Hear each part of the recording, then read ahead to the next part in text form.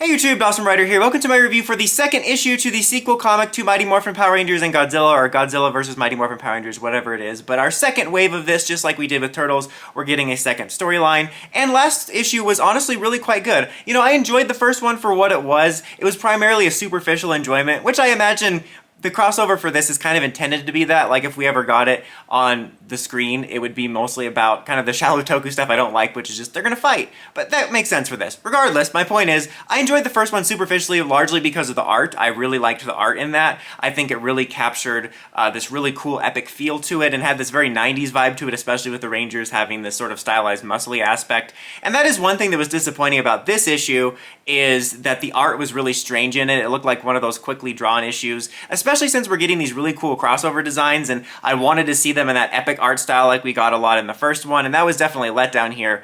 But my point with the general preamble was that I enjoyed the first series for what it was, just primarily thinking the art looked really neat, with a very basic story that I wasn't all that interested in. And while this one isn't like a groundbreaking script or anything, it's a much more interesting storyline that's sort of bridging the worlds together and taking advantage of this multiversal storytelling. Kind of reminded me of the Turtles crossover. The Turtles didn't do multiverse stuff, but the thing I like most about the Turtles crossover is they really blend together the mythologies in a cool way where they feel like they coexist really cool, and it's neat to see those hybrid designs, especially since stuff like Godzilla obviously lends itself very well to Power Rangers in general because, you know, our Green Ranger is basically based off of Godzilla.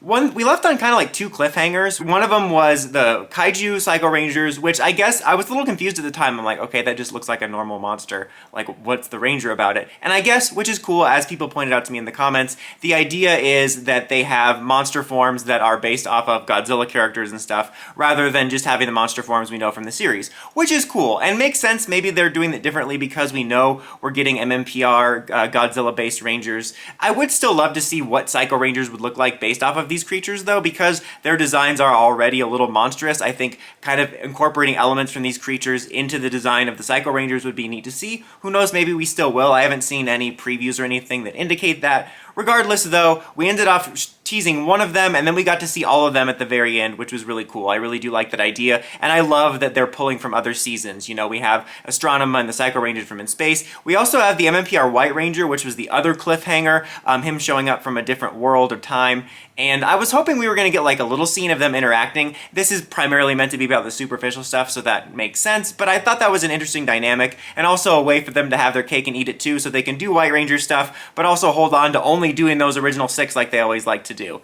But anyway, we're doing this big fight, and they're trying to get to a different world that's uninhabited. You have to get to an uninhabited area. They complain too much about the casualties in Man of Steel. They're trying to get to a world without weakness. A world without Spider-Man. Sorry, I just saw The Amazing Spider-Man 2. Super underrated, by the way. Anyway, this isn't about those things, but seriously, Andrew Garfield's stuff was underrated. I'm glad he's getting some appreciation. That's the point of this video. This video is going to be titled Godzilla vs. Mighty Morphin Power Rangers Issue 2, Andrew Garfield was great.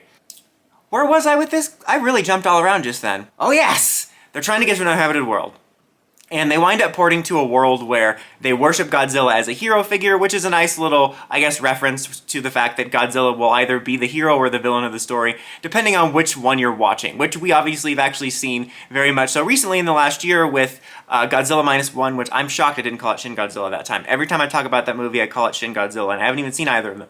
But he's like the villain, like he was when he was first introduced, and then obviously Godzilla x Kong has Godzilla being this hero, anti-hero type character that, you know, who cares if he accidentally steps on a couple 100,000 people when he's on the way to go nap in the Roman Colosseum. It's cute, okay? It's cute. So yeah, they port to that world, and then I can't remember if this was the same world or they ported to another one, but then they are in a world with this other character who I recognize because, again, I'm a very casual Godzilla fan, really only a fan of the MonsterVerse movies. So I have seen this dude, though.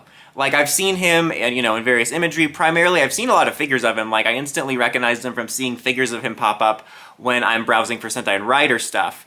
And thankfully, they do let us know his name, or me his name who didn't know it, that he is the famous Jet Jackson. I remember Silverstone looking a little different, but it was whatever. So they end up in his world, and he helps them out, and then I think they like port to like another world that seems a little bit post-apocalyptic-y, and there's like a Billy on the side that's like stranded. I was a little bit confused about the way that went down when the other Rangers arrive. And then there's also a moment where we get the debut of the form of Godzilla and the Dragonzord fused together, and that was teased in some of the art, and that was a cool idea. That's another really easy hybrid one. It looks a little funny. Like, I think it was in the cover with the Kaiju Rangers, and it was just funny because like the Kaiju Rangers look really cool and badass, and this looks like Godzilla's wearing like a really weird like pajama hoodie, but it's neat. It was unfortunate that, again, the art wasn't as good in this, so when you're seeing it, it could have looked really cool if it was done up in that old art, but it looked kind of not the greatest. That was really good English there, but it didn't look the greatest, and it also felt like it was really far away. I felt like it should have been a cooler shot. I definitely hope some of the issues that debut, maybe further designs, will be